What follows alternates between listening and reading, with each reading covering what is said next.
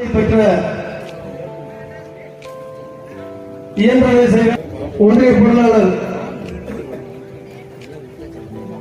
இந்த மாநாட்டிற்கு உணவு வழங்கிய ஆறுபட்டு மகேந்திரன் அவர்களையும் முன்னாள் கீழ்பத்தரி கவுன்சிலர் மரியாதைக்குரிய விவேகானந்தன் அவர்களையும் கீழ்கோத்தகிரி சரவணன் அவர்களையும் அதே போன்று இந்த மாநாடு வெற்றி பெற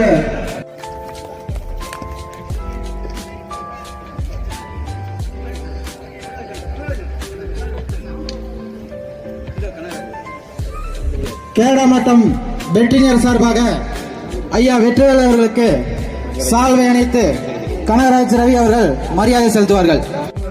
அண்ணா வணக்கண்ணா, நான் எஸ்எல்எம் யூடியூப் சேனல்லேருந்து வந்திருக்கிறேன். இன்னைக்கு கோத்தகிரியில் வந்து தாயகம் திரும்பியோரோட மகாநாடுன்னு சொல்லி ஒன்று நடத்திக்கிட்டு இருக்காங்க.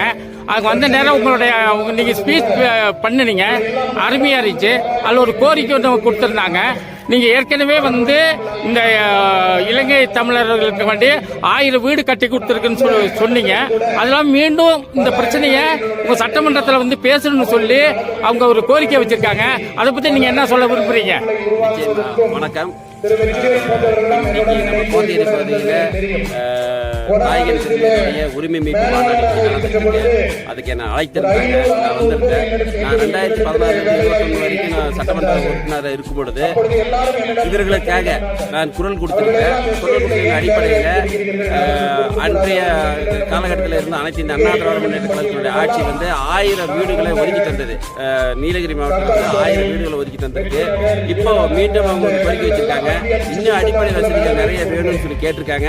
நிச்சயம் 2020 சட்டசபை தேர்தலில் வெற்றி பெற்று நான் சட்டசபைக்கு சென்றால் நிச்சயமாக உங்களுக்காக உறுதியாக குரல் கொடுப்பேன் என்பதில் எந்தவித மாற்று கருத்து கிடையாது. அதே போலனா இப்ப கூடலூர்ல வந்து நிலப்பிரச்சனை நடந்துகிட்டு இருக்குது. அதுல வந்து தாயகம் திரும்பியர் எல்லாம் எஸ்டேட்ல வேலை செய்யறாங்க. அவங்க ரிட்டையர்ட் ஆயிடுச்சுன்னா அது காலி பண்ணி வரணும். அவங்களுக்கு நிரந்தரமா ஒரு இடம் வேணும். அதுக்கு என்ன சொல்றீங்க? நிச்சயமாக அதுக்கு வந்து எங்க கூடலூருடைய சட்டமன்ற இப்ப இருக்கிற சட்டமன்ற பொன்ஜெயசீலன் வந்து நிறைய குரல் கொடுத்திருக்காரு.